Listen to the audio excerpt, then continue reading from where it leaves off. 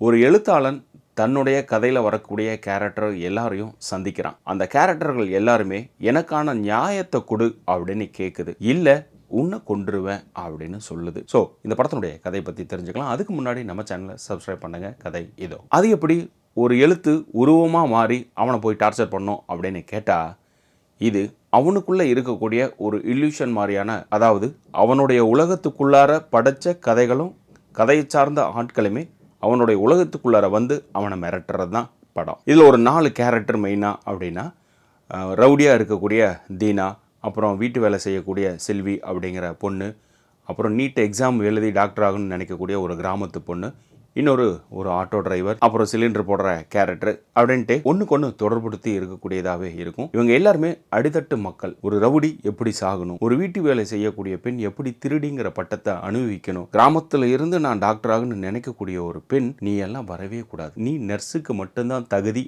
அப்படின்னு சொல்றது. ஒரு ஆட்டோ டிரைவர் ஒரு கார் டிரைவராக மாறணும்னு நினைக்கிறதுங்கிறது தகுதிக்கு மீறின செயல் அப்படிங்கிறது. இது எல்லாமே அந்த எழுத்தாளர் முடிவு பண்ணக்கூடிய விஷயம்தான். அதாவது தன்னை படைப்பு கடவுள் அப்படின்னு தன்னைத்தானே பெருமையாக சொல்லிக்கக்கூடிய ஒரு கேரக்டர். இவன் உருவாக்குன கேரக்டரே இது சரியில்லை, ஒன்று உன்னை மாற்றிக்கோ இல்லை கதையை மாற்றிக்கோ அப்படின்னு சொல்கிறாங்க. இது மேலோட்டமாக இந்த படத்துக்கு இந்த கதைக்கும் சம்பந்தம் அப்படின்னா ஆழ்ந்து கவனிச்சா நமக்கு மேலே இருக்கக்கூடிய ஆட்கள் ஆகட்டும், அவனுங்க செய்யக்கூடிய விஷயங்களும் இதுதான். நீ தகுதிக்கு மீறி ஆசைப்படக்கூடாதுன்னு சொல்லக்கூடிய அந்த ஒரு வார்த்தை இருக்கு இல்லையா, அது சொல்கிறதுக்கு அவனுக்கு தகுதி இருக்கா இல்லையான்னு முடிவு பண்ண வேண்டியதே இந்த கீழே இருக்கக்கூடிய ஆட்கள் தான்.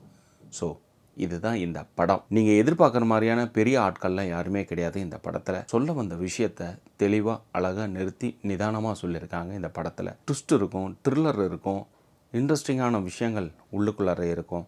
கருத்து பெருசாக உள்ளே இருக்காது, அங்கங்கே சொல்லியிருப்பாங்களே தவிர பம்படியாக எந்த ஒரு விஷயத்தையும் திணிச்சிருக்க மாட்டாங்க இந்த படத்தில்.